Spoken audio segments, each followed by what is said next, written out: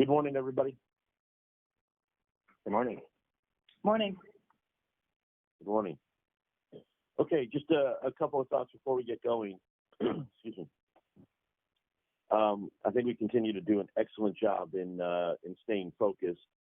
And as the Thanksgiving week and Thanksgiving holiday approaches, I want to make sure that we don't lose that focus and that discipline. There'll be a tendency to move to softer and more featurey items, and I think that would be a mistake.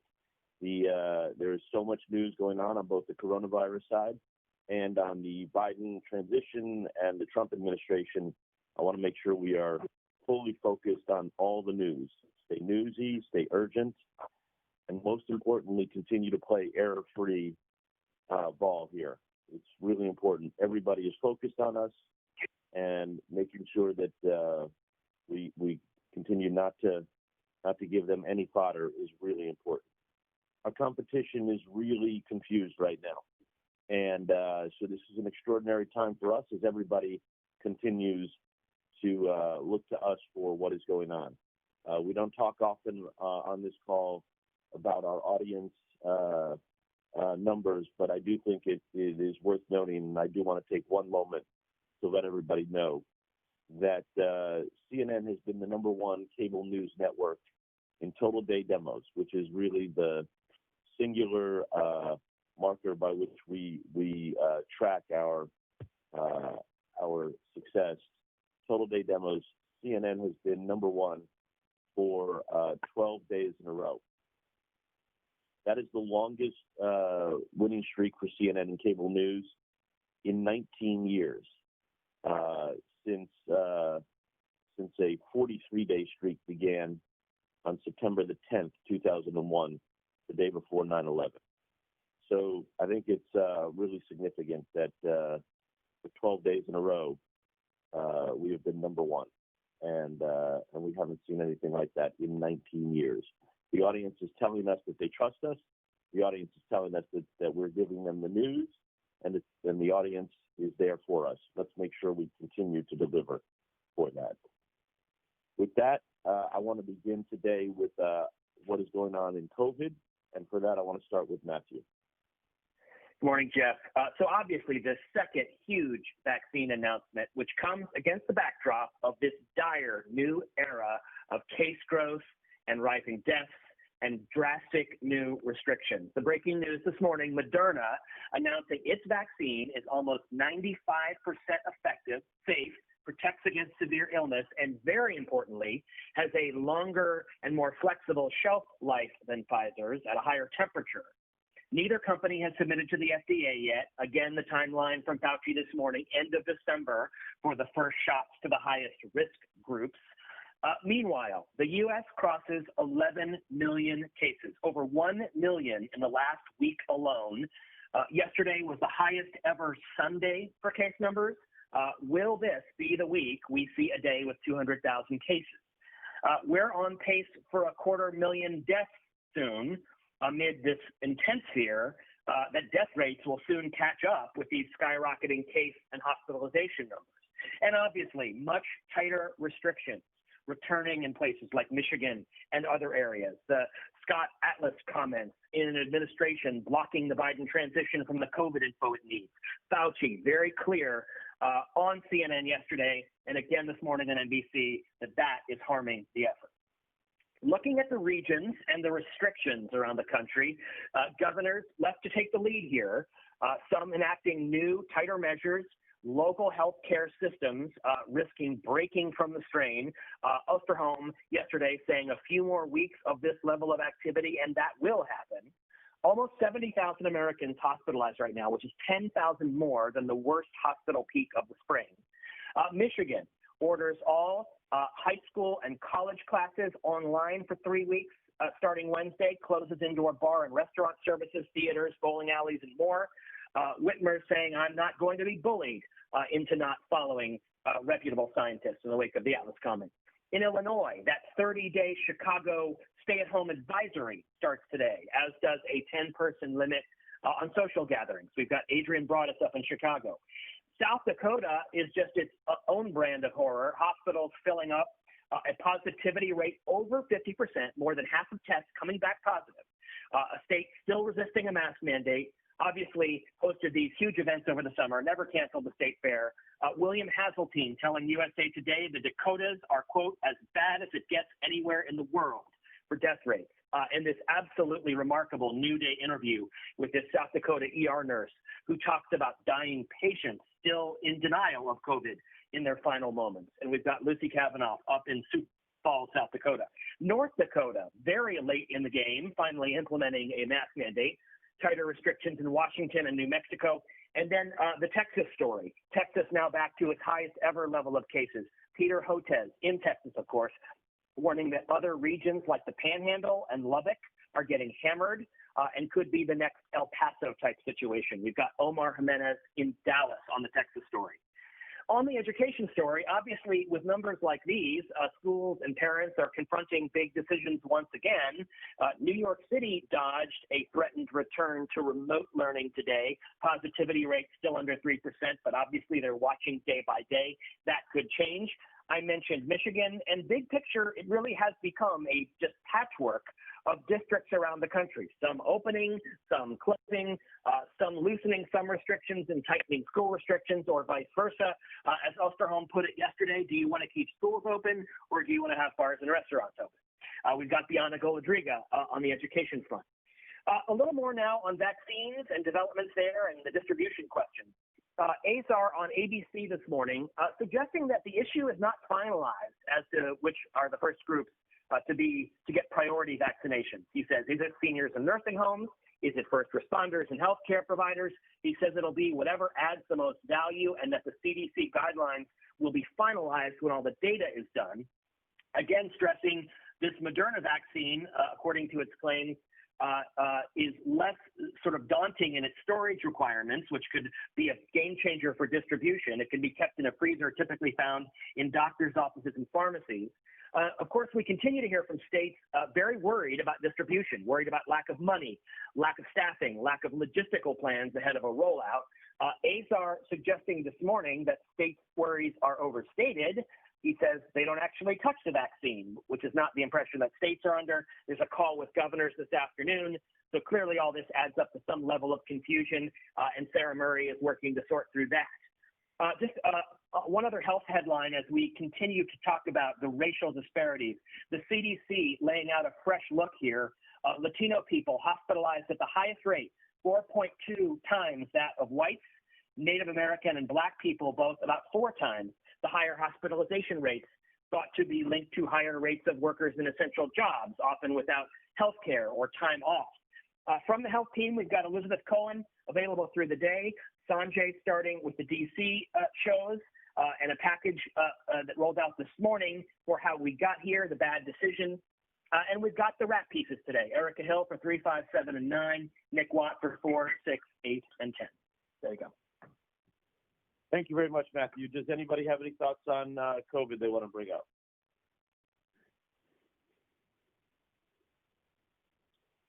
I think that the Captain Sebelius interview this morning on New Day was really important because she gave credit to the Trump administration for Operation Warp Speed and getting, where now 2 companies are at the point of having what seem to be really effective vaccines. And so I think it's important to acknowledge that while still, continuing to hit home how much the administration has flouted every single public health measure and guidance and, all of their errors, as you just said, that, there's a package about all of their mistakes. But, I think it's important to at least give credit as it relates to the vaccine. Okay. Other thoughts?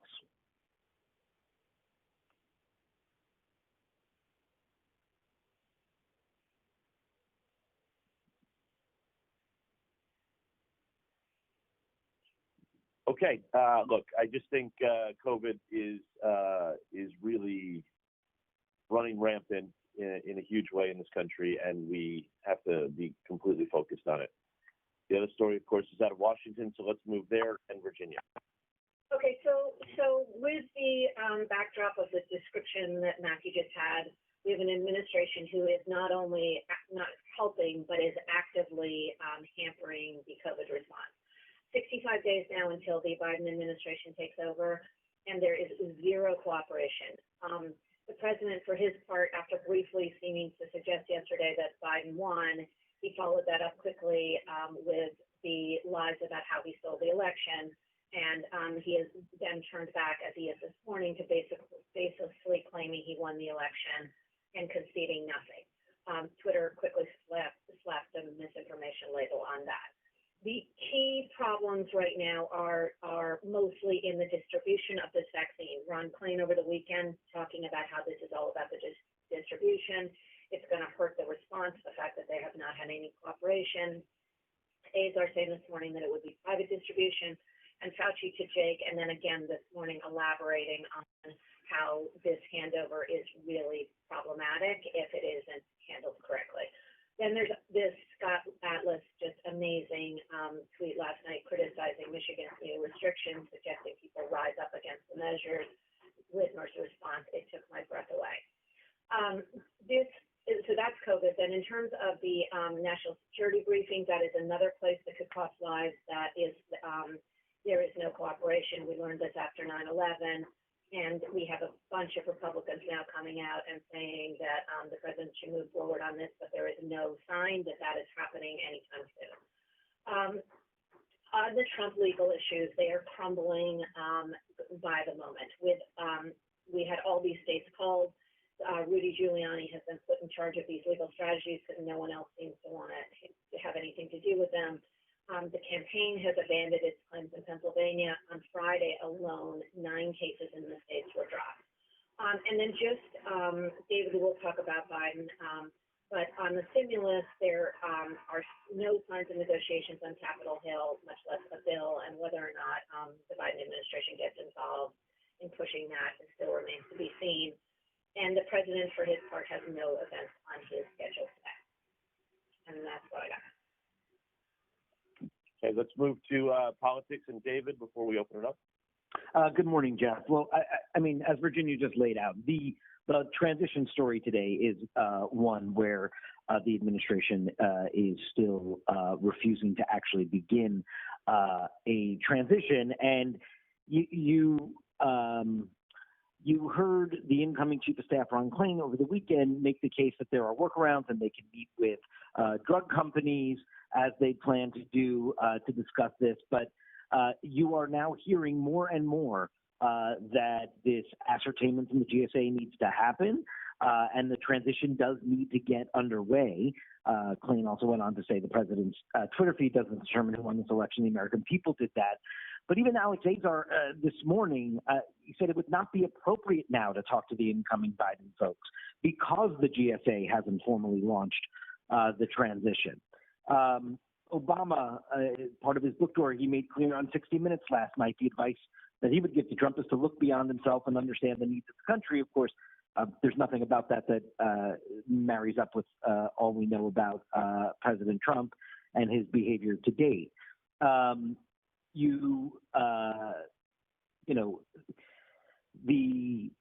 Some Republicans like Mike DeWine yesterday and Asa Hutchinson continue to add their voices saying that the briefings should go forward, and yet they're not. So what Biden and Harris and the transition team plan to do is to try to show every day that they're on the job. Now, you saw last week Joe Biden tried to display calm and that the whole GSA thing is not that big of a deal and they could do everything they need to do. He seems more and more like the only person that thinks that that is the case at this point with 65 days to go. We will see him and Vice President-elect Harris at 1:45 p.m. today in Wilmington.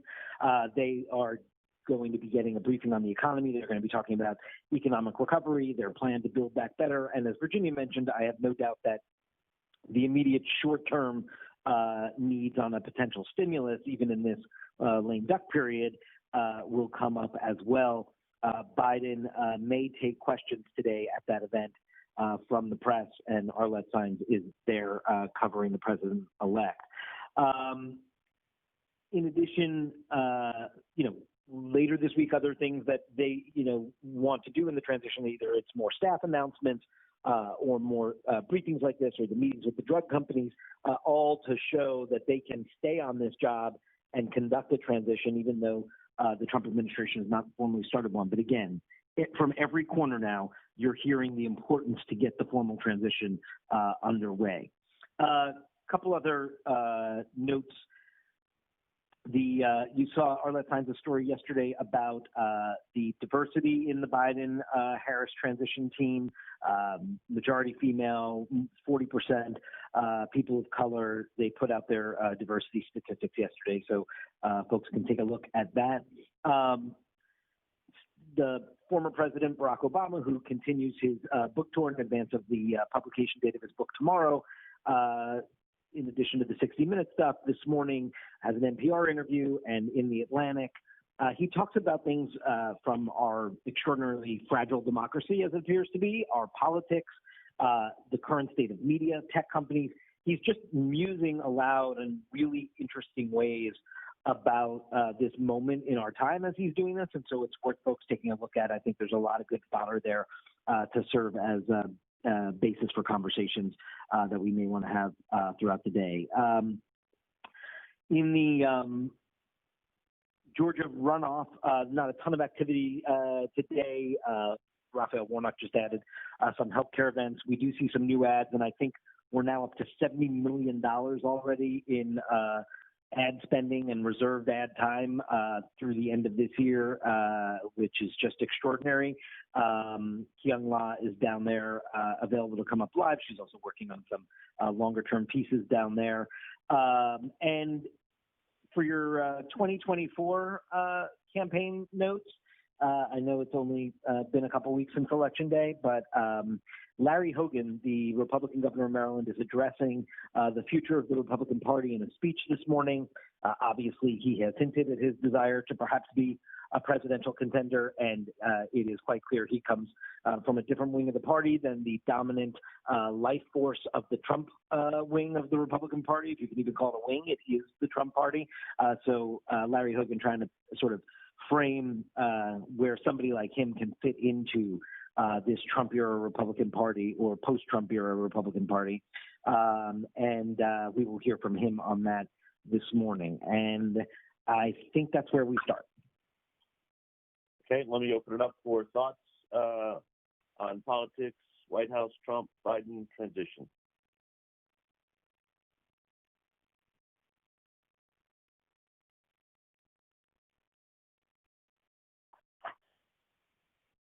Okay, let me give a couple thoughts while others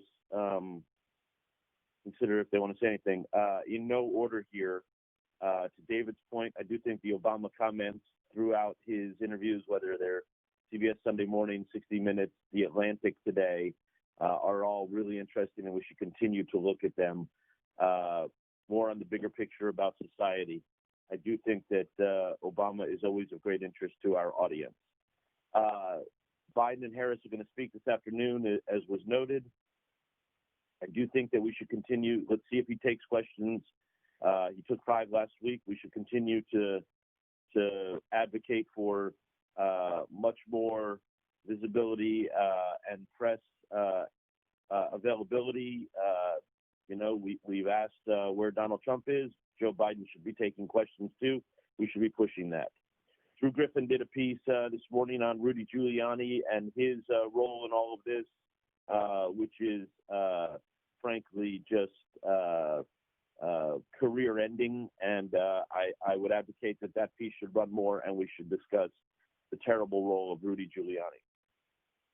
I do think we need a little bit more insight and context on what is Donald Trump up to in terms of his behavior. He knows he's going to lose. He knows he's lost. He knows he's leaving the White House. What is he doing in terms of sending out these tweets, gathering information, wanting to raise money, setting himself up for the future? What is his longer term game here? What is he after? And I think we should try to get at that. I don't think it should always be we're just shocked that he says, that he's not conceding. Of course he's not conceding. He knows he lost. What's he after? A secondary piece to that is the behavior of people like Ted Cruz and Marco Rubio. Why are they doing what they're doing, and their behavior as well? And I think getting at that as well. And then finally, Joe Biden's going to give this economic speech today. I don't think we should ignore it afterwards. We should really look at what is he proposing. We should use his words. It shouldn't just be about the Trump side of the equation. What is Joe Biden's vision for the economy that he's going to lay out? Other thoughts? Jeff? Yes, Jim.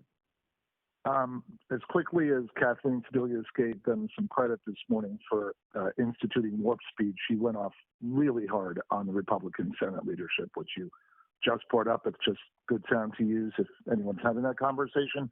And the other thing I was just wondering about is, are there any levers that other people have? I mean, can the House go after Emily Murphy? Can they hold her in contempt? Can they try to arrest her? I mean, it seems like somebody needs to push back, and I don't see who does that or how they do that. I mean, I guess the campaign could file a lawsuit, which they appear to have decided not to do. But, you're saying that we all know Trump's lost. He knows he's lost. He's gone. But the fact that he keeps this game going does disturb people, and it makes them wonder whether or not, there's still going to be this never-ending attempt to figure out a way to overturn the results. Or it's so odd. It's so crazy.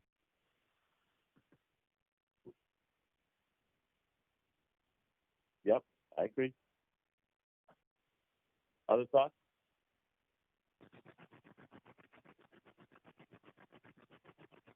Hey, Jeff, it's Sarah Seidner.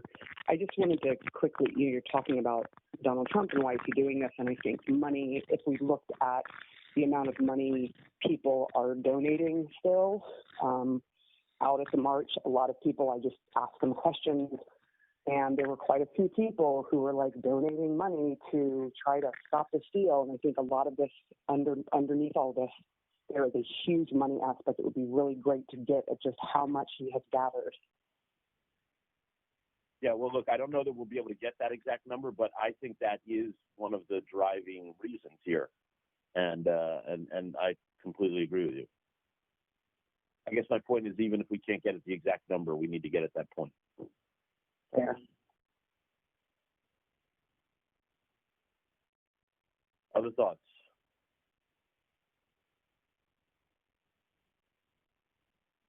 Is there anything else in Washington?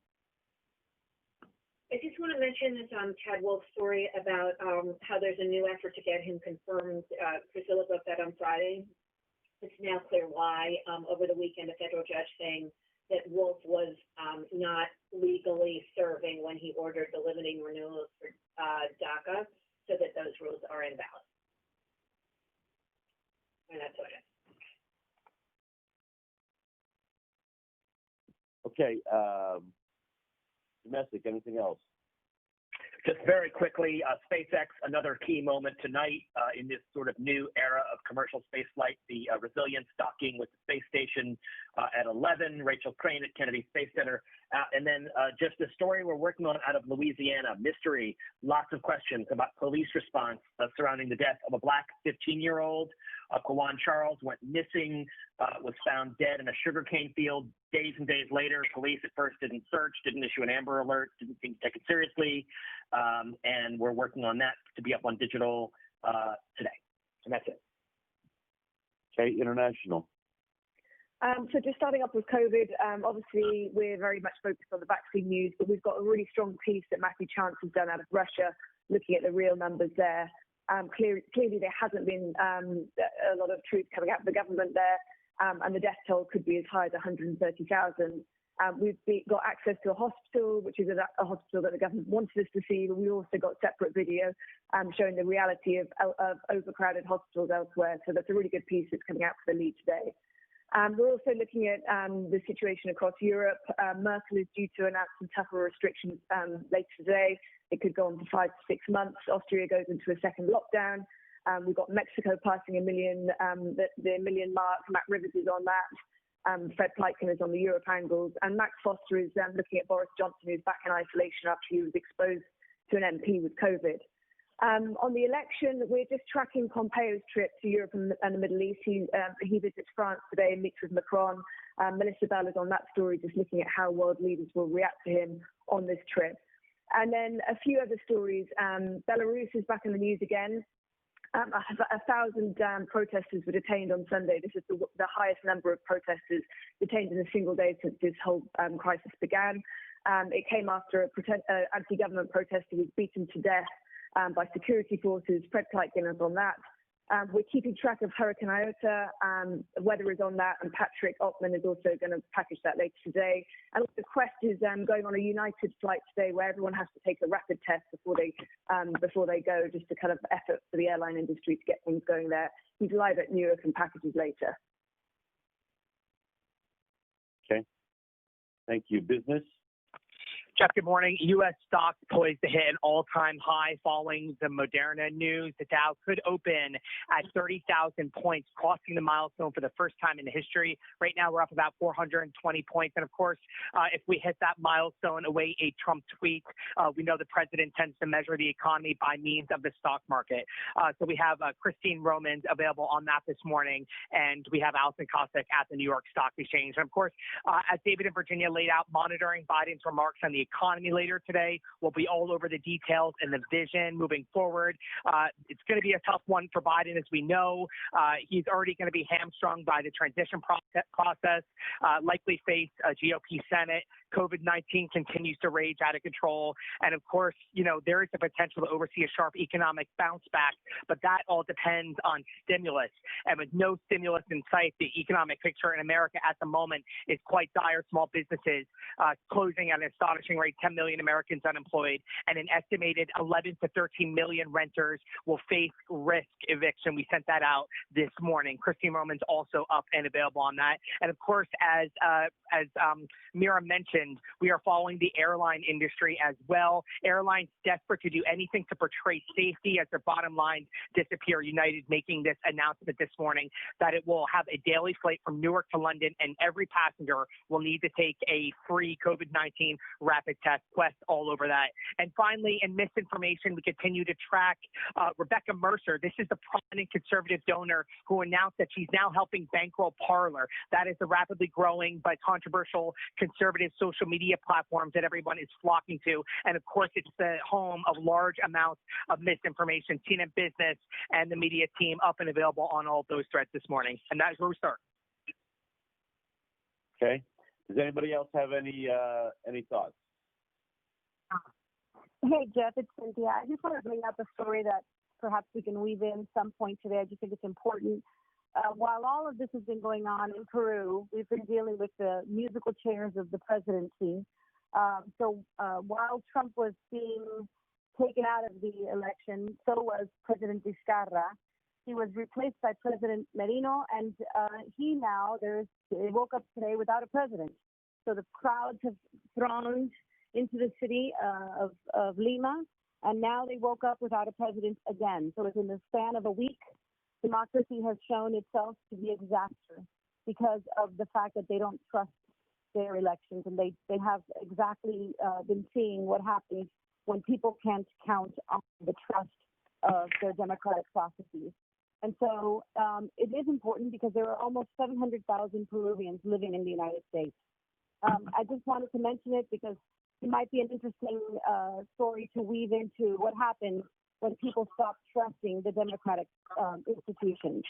And it is something happening right next door, anyway. Okay.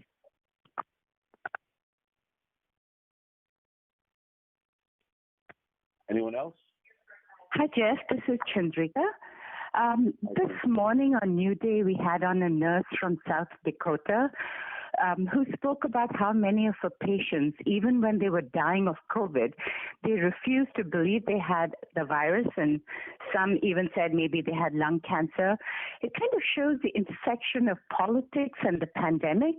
And when you tie it up with people like Atlas calling for people to rise up, it just shows how dangerous it is for not only for the country, but also for individuals who seem to be almost brainwashed. Yeah. Well, I think that's what we're dealing with right now. I think you're right. Other thoughts? That actually reminds me of something that came across over the weekend. I think it was on our air where we had the president of the American Medical Association. Basically, she said never again should physicians have to fight a war on two fronts. So the medical professionals are exhausted because of what they have to do to fight COVID, but to fight this public relations war, this misinformation war, has taken a real toll. And I thought those were very strong comments. Yep.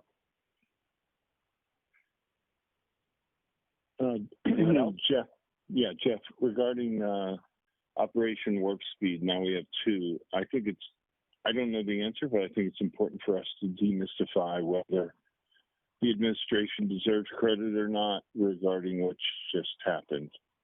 And I don't know whether we assign that to somebody or it's a discussion on shows, but to be fair, is this a success story for the administration or not? While we've been on this call, as expected, Trump has taken credit for it. Well, I think to Rick's point, though, why shouldn't they get credit? So if that's the case, we should be more than willing to give them the credit if that's where it's due. If it was because the government put up all the money that made it possible, I don't know the answer. I'm just asking these questions. We should absolutely give credit where credit is due.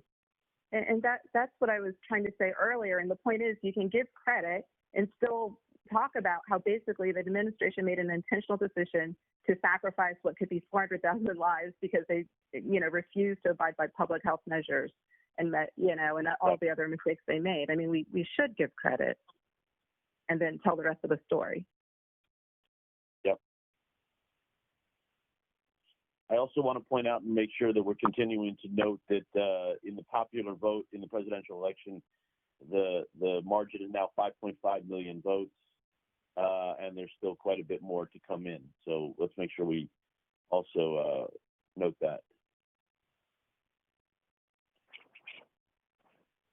Hey, it's Rebecca. I just want to add one thing. Richard mentioned Parler. We talked earlier about, at the beginning of this call, about audience numbers and Fox is confused. I do think there's a much bigger story to do about the complete realignment of right-wing media and the attempts by, Trump World to buy it. And it's just the story of the misinformation. I think it's all one giant story that our audience is really interested in because so much of our audience sees that as what's fueling the problems, and that's what Obama alluded to. So I think it's a big story in all those strands. The Wall Street Journal story over the weekend, there's just a lot that can be brought together. So I think it's a very good observation. I do feel that Brian Stelter has been doing that to a degree, but I think you're right that we can do it in a broader way. I do not think it's I don't think it's about us in doing so. I think that what is going on in the conservative media realignment is a really important story. It is part of what I was talking about when I opened today and said that our competition is very confused at this point. It is absolutely true. It's one of the reasons that I think audiences have flocked to us. But I do think that, to Rebecca's point, it is going on, it is real, and it is a real business/media story. In fairness, I do think that we've been covering it, and I think that the media team has done a really good job with it, but I think we can continue to do it and bring it together in a bigger way. So I agree.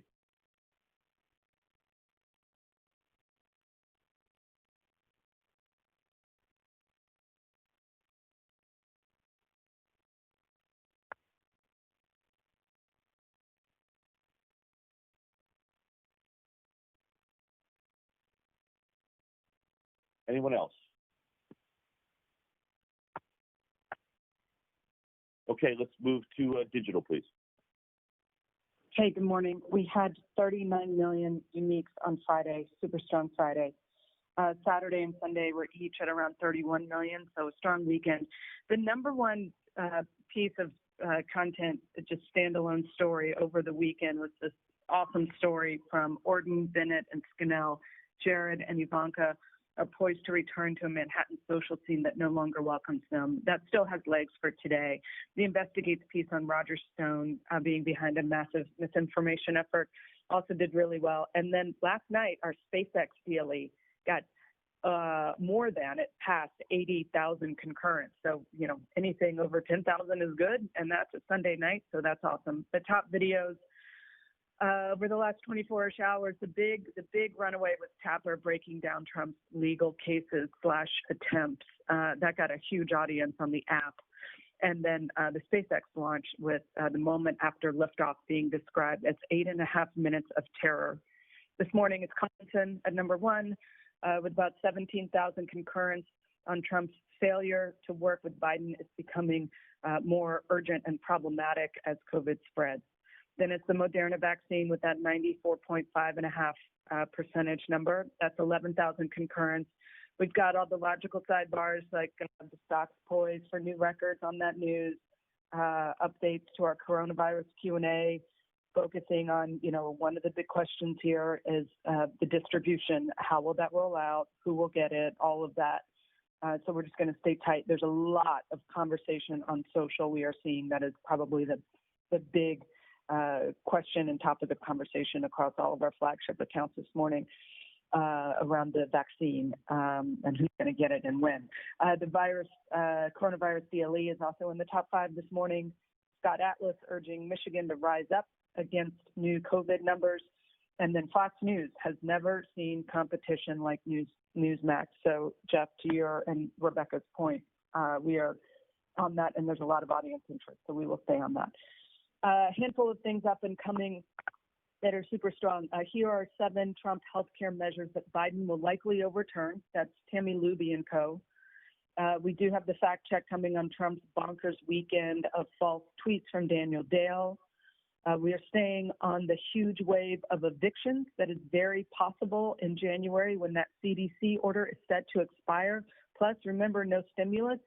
So this is really big, and it's, we see it coming. So we just absolutely want to stay on this and tell kind of personal stories about who's going to lose their home in the middle of winter in the holiday season as COVID continues to spike and not a lot of help to come. So we're going to stay big on that. We're also staying on the personal stories, including this heartbreaking one about the 5-year-old in San Antonio who is spending his birthday alone after losing both parents to COVID. We've got a really good suite of Thanksgiving-related content. The latest is don't rely on a negative test to see your family for Thanksgiving, and then all kinds of great stuff from Sanjay and team on what to do and not do for Thanksgiving. So we'll continue to keep that out. Mira mentioned Boris Johnson. We've got a great analysis that just published 10 minutes ago from Luke McGee. He's trapped at home at the worst possible time, the self-isolation, and also staring down the possible Brexit crash out. And then lastly, given all the interest in SpaceX that we saw last night, we will be all over the docking with the ISS tonight. That's it. Okay. Yeah, I agree that we should stay focused on that. It's clear that our audience is interested in that. John. Good morning. So the Moderna vaccine news is in the top spot right now with Elizabeth Cohen, the really high efficacy rate, and then just how this stacks up against the Pfizer vaccine when it comes to distribution and seems to just present less challenges than the Pfizer vaccine. There's a lot of doctors on to discuss this big moment, Peter Hotez, Dr. William Schaffner, Dr. Michael Mina, as well as Dr. Nirav Shah of Maine CDC, who really is going to drill down into some of the distribution challenges that states are facing as these vaccines get closer to being pushed onto market. And then the other piece of the COVID story, the alarming hospitalization rates and the death number approaching 250,000 in the U.S. We're going to continue to hit these different datelines, highlighting South Dakota with Lucy Kafanov, Omar Jimenez in Dallas. 1 million cases now in Texas. Also, the food bank store lines are extraordinary. And then Eric Held does have our COVID rat piece at 3 o'clock. We have a lot of bookings to zero in on the states and cities stepping in to put their own restrictions in place due to the vacuum from the federal government. Jim and Poppy with Chicago's health commissioner. John King has the Illinois Public Health Department looking at it from the state level. Kate has the head of the county where Portland, Oregon is. They're putting some big restrictions there. And then Brianna and Brooke have doctors on the front lines, one from Idaho, one from Iowa. The Iowa doctor featured in Atlantic magazine saying the outlook is very, very grim there. They're very nervous about what's happening in the ICUs. And one other flagging the book on Brianna, Artie Duncan, who tweeted out his entire family suffering from COVID. They say it's mild symptoms, but it's just knocked them down pretty hard. And he just uses that as an opportunity to put the Thanksgiving warning out there again, saying whatever you can, do not go to big Thanksgiving gatherings. You want to avoid this at all costs. Other domestic web headlines that we're hitting: El Paso inmates assigned to work in the morgue. Massachusetts schools shut down after a big party, and then we will get Quest up from Newark Airport, the United Airlines and testing storyline. Christine Roman stays on the Wall Street News. Stocks shot up on Moderna News. Internationally, we will hit the Boris Johnson storyline with Max Foster, and then Fred Flanagan has Merkel and the new restrictions in Germany. Transition chaos. Jessica Dean and Arlette Saenz are in Wilmington. The transition delays and the big concerns it has about managing COVID once the Biden administration takes over. We are going to land on that 1:45 speech today. Abby Phillip, Roy Borger, and Julia Chatterley on the back end to discuss whatever news is made there. We'll see if he takes questions. Joe Johnson, Caitlin Collins at the White House, where Trump keeps spewing conspiracy theories. Daniel Dell does a big fact check on everything that they say over the weekend, and that Drew Griffin reporting on Giuliani, his piece that is getting on today. Jeff. Some other bookings: Georgia's lieutenant governor on the recount and Trump's attacks against the recount efforts and against Kemp and the Secretary of State. Trevor Potter on the Pennsylvania case.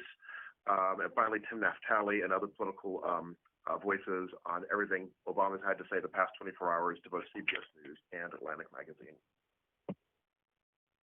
Okay. Thank you, Washington. Morning. At 4 o'clock, we've got Jeff Zeleny on Biden, Caitlin Collins on Trump, Abby Phillip, Ron Brownstein, others as well for context, and also Julia Chatterley on Biden's econ remarks, the markets reacting to Moderna, and more. Nick Watt has our coronavirus wrap spot, and Sanjay, of course, and we booked Governor Kate Brown on Pence's call to governors on vaccine distribution, and of course, Oregon's sweeping restrictions as she warns violators they could face jail time and hefty fines. And we'll have that Matthew Chance donut on COVID in Russia as well. And in the Situation Room, we'll obviously be staying on these continuing record-setting numbers as COVID is running rampant. We'll follow the developments with the Moderna vaccine, look at how it compares to Pfizer, and we'll hit all of these hotspots, including Michigan with the Scott Atlas Rise Up comments, Illinois, the Dakotas, Texas, and elsewhere. So we'll get into all of that with Sanjay and the Watt and Hill wrap pieces. We also have Dr. Luciano Borio, one of the doctors on the Biden task force book. And then obviously we'll be following all the transition developments, the administration's refusal to cooperate. We'll watch Biden at 1:45, see if he takes questions and see if he lays out a vision for the economy. And then we'll get into, obviously, Trump's incessant tweets and false claims, these lawsuits and information gathering, and discuss his end game in all of this. What is he after? As well as the implications for the Biden team, Fauci calling it problematic, and the national security implications. We'll continue to track the popular vote, the margin continuing to grow, and then we'll also be following on all the Obama interviews from over the weekend, and we have Jeffrey Goldberg booked. That's where we're starting. Okay, thank you very much. Is there anything else anybody wants to bring up? Hey, Jeff, it's David. I do think it's worth reaching out to the Hoover Institution for comment about Scott Atlas's remarks, since their mission is peace and prosperity for Americans. Yeah, I actually think that's a really good note. I do think that Scott Atlas continues to need to be called out, and getting reaction from his place of employment, I think, is a good idea. Let's make sure we're doing that in Washington. Any other thoughts?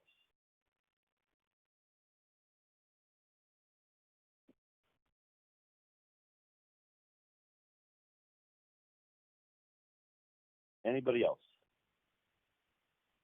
Okay, then let me wrap it up where I started, which is there's a ton going on.